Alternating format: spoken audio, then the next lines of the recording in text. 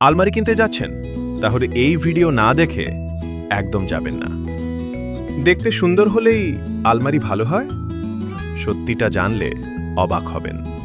কোন কোন বিষয়গুলো অবশ্যই লক্ষ্য করতে হবে, চলুন তাহলে ভিডিওটা শুরু করা যাক। স্টিলের আলমারি কিনতে গেলে আমরা অনেক সময় শুধু বাইরের ডিজাইনটাই দেখি। চকচকে রং, বড় মিরর, স্টাইলিশ হ্যান্ডেল দেখেই অনেকের পছন্দ হয়ে যায়। কিন্তু আসল জিনিসটা হলো কোয়ালিটি। কারণ বাইরে যত সুন্দরই হোক, ভিতরের স্টিল যদি দুর্বল হয় তাহলে কয়েক মাসের মধ্যেই সমস্যা শুরু হতে পারে। তাই আলমারি কেনার আগে প্রথমেই স্টিল থিকনেস চেক করা খুব জরুরি। আপনি যে দোকানে আলমারি কিনতে যাচ্ছেন, এই দোকানের ওনার কি বা ম্যানেজারকে জিজ্ঞেস করবেন যে এটা কত গেজের সিট আছে।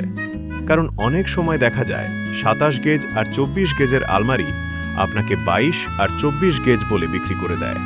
তাই ঠকার আগে অবশ্যই যাচাই করে নেবেন আসলে কি ম্যানেজার ঠিক বলছি কিনা। ভালো কোয়ালিটি স্টিল হলে আলমারি হেভি ফিল হবে আর অনেক বছর টেকসই থাকবে। আরেকটা গুরুত্বপূর্ণ বিষয় হলো লক সিস্টেম।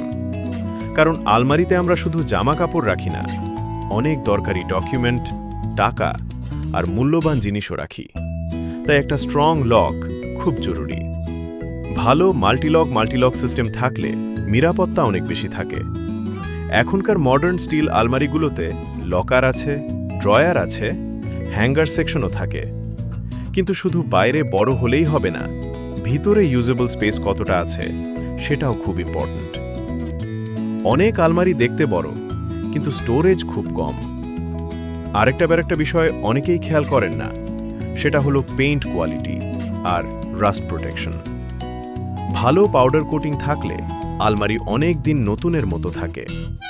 সবশেষে একটা কথাই বলবো, স্টিলের আলমারি শুধু একটা ফার্নিচার না, এটা দীর্ঘদিনের ব্যবহার, নিরাপত্তা আর পরিবারের প্রয়োজনের একটা অংশ।